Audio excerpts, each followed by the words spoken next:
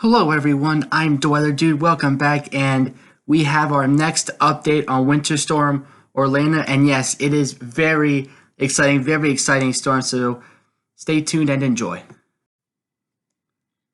Before we get started with the video, though, if you guys have not already, please consider subscribing. It really does help my channel grow. I want to thank you guys so much for 2,000 subscribers. We've flown past, and hopefully we can hit our next goal of 3,000 subscribers soon. And also, to help this video reach more people, please consider liking and sharing it as well. And let's get into the video now. So yes, I'm giving my next update on Winter Storm Orlena today, and I've been waiting to do this for a long time. We have some major updates here.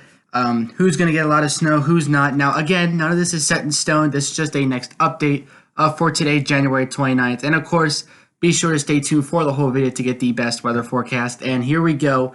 So starting off with a few maps here from the Weather Channel, this definitely does depict. I'm also going to be talking about how the storm is going to form, right? Because we got to know where it's going to come from. All right, so we'll be talking about that as well. So here is the low. This is kind of like Orlena's kind of original DNA, so to speak. So this is a low here, the weekend storm, and this will be bringing still a lot of snow. I mean, 5 to 8, even upwards of a foot to place like Chicago to Fort Wayne could get those two locations do have the best chance to get close to a foot. So Chicago and Fort Wayne, Indiana, and even outside that, still widespread 5 to 8 inches. But then there's going to be upper disturbance that forms, of course, with that dip in the jet stream, right? You got an upper level low that's going to be here. That's going to start to phase out a little bit, and then that's going to have to form a new low. That's going to move up the eastern seaboard. Obviously, okay, maybe won't move in that, but sort of like this direction. And that's going to bring the snow to the 95 quarters. So we see a lot of nor'easters. I think it's called Miller Type B nor'easter, where we see like the first initial storm kind of move in, weaken, upper level low helps a new one develop. And that's what we're going to be seeing with this storm as well. But still, even Orlena's original push will still bring some moderate to heavy snow to the mid-Atlantic, but most of the snow for the mid-Atlantic and northeast will definitely be from the nor'easter. All right. Here's our alerts. Right now, Chicago, East Iowa, and including Chicago, I think Milwaukee as well. You guys have been upgraded to a winter storm warning, and a few hours ago today from Asheville to Roanoke, Elkins, Baltimore, all right, even Philly, you got, including DC, I'm sorry, as well. You guys are under now winter storm watches, and probably I would assume by either tomorrow night, which is Saturday night, or maybe even very early Sunday, these will probably be upgraded to warnings for most of you. I wouldn't be surprised if maybe there's no blizzard watches yet. There's no widespread blizzard threat, but there's definitely going to be some very strong winds. I think especially the coast as well. There's going to be a lot of strong winds, but also the coastal locations won't be seeing snow the entire time. So we also do have to keep that in mind. All right, but winter weather advisories for Des Moines, I assume these winter storm watches here, because a watch is issued like farther before the system. So usually once the storm gets closer, this watch will either be downgraded to an advisory or upgraded to a warning. So we'll see what happens with that. All right, because it can't stay winter storm watch forever. Asheville to Roanoke, definitely watch out for some ice down there. That's the reason you guys are under the winter storm watch is for ice. All right, ice will be your main issue there as well. All right, so here are the Weather Channel snow totals. Then we're going to get into the models very soon. We have a lot of good models to show. So like I said, Chicago to Fort Wayne, that's your 8 to 12, your best chance getting close to a foot. But Indianapolis itself, 3 to 5. City itself, I've been watching Indianapolis very closely as well. But you guys will, there is going to be some rain in there as well. So that might get knocked down to like 2 or 3 by the time the rain kind of is done. But Columbus, 5 to 8 inches. Madison, Milwaukee, 5 to 8 inches as well. So still a lot of snow for these areas. And then for the east, all right, this is definitely going to change. Because as you can see on the top left, if you notice the Midwest map, see how there's numbers up there like on the key? But look now, there's no numbers there. Now I do know the Weather Channel graphics, like I do know what all these colors represent, but there's no actual numbers shown on the top left. All right, so this still is going to be changed. But according to this so far, Boston 8 to 12 even, New York 8 to 12. There will be some pockets in between New York City and Washington, 12 to 18 inches. Is that what that dark purple usually represents? Roanoke to Washington. Roanoke, you're going to see a lot of ice, but it's even some snow for Roanoke as well. Roanoke to Washington, 8 to 12 inches. So, and even well outside of that, still widespread 5 to 8 inches. All right, now it's time to see what the models say. All right, we got to start getting into the models, and here we go. So GFS, we're going to be showing like the radar, so like the simulated radar, also snow and ice totals as well, because there's going to be ice for a lot of people. Oops, sorry about that. All right, so here we go. So there will be some flurries, as you can see, so this is like the initial onset of precipitation right here, but there will be some scattered flurries. I'll be out ahead of the initial batch of precipitation, and then the snow really works its way in midday and then late day Sunday. So here is the initial low, right? This is kind of like Orlena's original DNA, so to speak. All right, and when this low initially, like this initial first low, what this is going to do is it's going to let the snow get pretty far south. So yes, Delaware and Jersey beaches. Yes, the Chesapeake. Yes, even central and southern-ish Virginia will get some snow initially. All right, it's because of the placement of the low, and we still do have a lot of cold air in place out ahead of it. So yes, the snow will get pretty far south. Like the rain snow line is down in southern Virginia. So yes, there will be a lot of snow, and this is around the early afternoonish on Sunday. All right, but watch as that low starts to kind of weaken a little bit, right? All right, we're heading to very early Monday now. You can already see some areas of spin down here, right? We still got this low cranking. We still got some snow here. Philly, it's snowing, obviously in the Pennsylvania as well, northern portions of Pennsylvania. But then you're going to start to see the coastal low develop, right? All right, so you got a little area of spin right in here. And notice, they do put, the GFS model itself does put the low a little bit farther south, but notice there's a little circle here over here as well. So the low could be in either one of those locations. For this particular model run, which is the latest 18Z model run, you can see it is right there. All right, and it gets pretty close, right? Because according to the GFS, DC might even go over to rain. All right, yeah, even the beach locations will probably go over to rain anyway. But Philly-ish, Philly area, it's still snowing. All right, in the Philly area, it is still snowing for you guys. New York City, we're starting to see the snow arrive. But look, that rain snow line literally, like just luckily now, according to this model run for Philly, the rain snow line will be just like just to the east of I-95. At least when we're talking about from a Philly perspective, because DC, you can see it's actually still raining Monday at 15Z according to the GFS model. All right, and then it does go back to snow, and then the rain snow line pushes even farther east. All right, so the rain snow line. When we talk about from Philadelphia, I see a lot of comments recently from people from Philly. So it's nice to know there's a lot of people from Philly that are watching. So yes, you'll definitely find this. You'll definitely find this helpful as well. And the rain snow line, as the low moves up, it gains a little bit more strength, a little bit more cold air. It can produce its own cold air, and therefore the rain snow line will get farther to the east. But right now, this GFS model run does keep this rain snow line either right on or just a few miles east of I-95.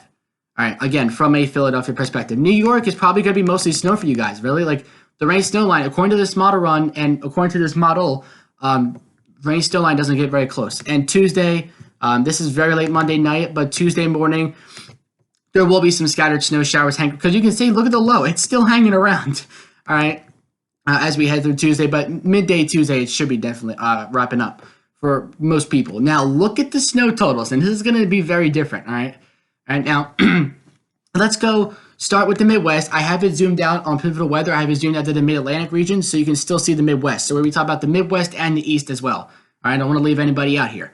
Chicago, 9 inches even, all right? So pretty accurate. 5 to 8. Again, Northern Ohio could even see 8 to 12 inches. But look at the Mid-Atlantic region. Boston is about 11 inches, right? And we got New York City, all right, seeing a lot of snow, maybe 11 inches. But look at Philadelphia, almost 20 inches. Same thing, yeah, Philadelphia, Southeast PA area, 21 inches. That does include even Northern Delaware, 19 inches. Northern Maryland, 19. Now, D.C., you're actually less, 11 inches, and that's because of the rain. Now, it actually might be, now, if this were to play out. All right, I have to say that. That's if this were to play out exactly like this. Now, it's probably less than 11 because once the rain will probably melt some of the snow. So this might actually be 6 or 7 for DC. But to those areas that do stay snow, it really makes a difference. You guys could be over, 12 to almost 20 inches. But then DC goes over to rain for a little bit, and they might be knocked like close to below double digits even. All right. So it definitely does make a difference. Western Virginia, 9 or 10 inches as well. Even Tennessee, North Carolina border, Smoky Mountains, Appalachians, still 6 to 8 inches. A lot of snow for you guys there as well. And here we have the ice accumulation map. And as you can see, most areas will get a lot of areas will get above 1/10 of an inch. Even the GFS model is putting a 1/2 inch even southeastern West Virginia, southwestern Virginia, northern Illinois, 1/2 inch of ice as well. All right. All right, so we're going to go to the European model now. All right, and this is the excuse me, the 12Z model run of the European. Or you can see midday Sunday, early afternoon Sunday. You can again initial onset of precipitation similar to the GFS model. Right, these models are starting to agree a little bit better. All right, then here comes the low off the coast. You can see the snow. Now the low is a little bit weaker, but don't worry because it's going to start getting its strength pretty quickly. And you can see there you go. There's your moderate to heavy snow right there. East of the I-95 as well, by the way. All right, you can see with the European model, the rain snow line doesn't get as close. You can see the rain snow line is actually down here most of the time. The GFS kind of brought it up to here very briefly. Or I'm sorry, actually like up more so up to here and then brought it back south. So rain snow line is a little bit different between European and GFS without a doubt. All right, and then the snow does hang around. All right, the low's going to start rotating this way, and our back side of the snowstorm will rotate that way, and that's where you're going to get some lingering snow showers. So, well, how much is the European calling for? For some reason, the European's been very consistent, and this is the first model run, really, where they're not as consistent as they were. No really double digits. Spotty, isolated areas of double digits of 10-ish inches for the Mid-Atlantic, but not as much. But I'm sure when the 0Z model run comes out, when you see it tomorrow morning when you wake up, it'll probably be back to the way it was. These models, they all go back and forth, really. Close to 2 feet, actually, for eastern New Jersey, like around the Toms River area, which I found pretty interesting. That's like a little bullseye there. Across the Midwest, some areas, again, could get about a foot of snow. So that's definitely a lot. And again, at least for the Mid-Atlantic and Northeast, this has all day Saturday to change. And probably even the first part of Sunday, it might still change up until the storm arrives. All right, so here we have now the NAM model. Now, keep in mind, this will not cover the entire storm because NAM model, again, doesn't go as far as the other models do, but we'll be able to capture most of the storm. Now, here's Sunday, 11 o'clock. You can see precipitation is arriving. It's just short of Philly, but anywhere south and west of that, Baltimore, D.C., you guys are in it. But look at the ice for Virginia, North Carolina, some sleet there as well. All right, and you can see it starts at 11 for a place like Philly, like midday-ish. You can see this is Monday night, mind you. Yeah, not Sunday night, Monday night, and it's still here. All right, so this storm will be here for a pretty long time. Some areas, like look at this. This is like 3-ish o'clock in the morning Tuesday, and we're still going. All right, some areas this could last close to 48 hours, depending on how the storm tracks. May not last as long into the day Tuesday as we thought, but Tuesday morning you could still see some snow showers, or at least some pockets of moderate snow as well. But for some people, this could last more than 36 or even 40 hours, all right? Including myself, this could last like 40 hours, all right, for me. So this is definitely a big snowstorm. Not only that, it doesn't move much. Now, again, this doesn't encapsulate the entire system, doesn't capture the whole system, but there will be some areas that do get over a foot of snow, even like upwards of close to double digits still, all right? 6, 8, even close to 10 for parts of the Mid-Atlantic. And again, NAM actually pretty accurate, surprise. All right, sometimes the NAM's a bit back and forth, but they are pretty accurate for the Midwest. We got some areas of 8 to 12 inches, all right? And just like the Weather Channel was showing you there, Indianapolis just about 3 to 5, closer to 5 inches there for Indianapolis, all right? Now, the ice totals for the NAM model are very, very extreme. Like we're talking about almost an inch. That is a bit high. I mean, I still think there could be a quarter of an inch, even closer to half an inch, but 1 inch is very this would have to be like a crippling ice storm for that to happen. There is ice with this, but I think the snow and the wind will probably be what's going to give this storm the most attention. All right, so this is the National Weather Service here. We are looking at the Chicago area now, and this is just like kind of the little weather story. If you were to go to the National Weather Service on weather.gov, you'd be able to see this as well. Excuse me for my throat. So heavy snow likely, probably Saturday afternoon and evening. Okay, so snow likely to become heavy. All right, after we get that onset of precipitation late Saturday afternoon. All right, snow will ease into Sunday. Notice for the Midwest, like it's here Saturday afternoon, evening, and Sunday the snow is easing off. Right, for the storm develops in the east, we're talking about Sunday midday. We're talking about Sunday night. We're talking about Monday. We're talking about Monday night. So it's gonna be very different for not only how much snow you can see, but how long it's going to last, and that does affect your totals. Winds, Not as strong as we're going to see with the nor'easter, but winds will be gusting 25 to 35 miles an hour. So not really that close to blizzard conditions. Blizzard conditions, we need sustained winds of 35 miles an hour for more than 3 hours. Also, visibility needs to be like less than a quarter of a mile, I think, for 3 hours. So definitely some requirements for a blizzard. I don't think we're going to reach that. Winter storm warnings, though, are out for Chicago. All right, 4 to 8 inches. If you go a little bit further south, like Joliet and Kankakee, I don't know. It's a very complicated. Never heard of that before. Ottawa, Illinois, definitely a well-known spot there. But Chicago, a little bit farther north towards Waukegan and Elgin as well, maybe 5 to 9 inches, a little bit more farther north. And then you go a little further south. We start to mix with some snow and some rain. Paxton, Illinois might only see like 2 to 5 inches. All right, so it definitely does matter of where you are, north or south. It can make a big difference.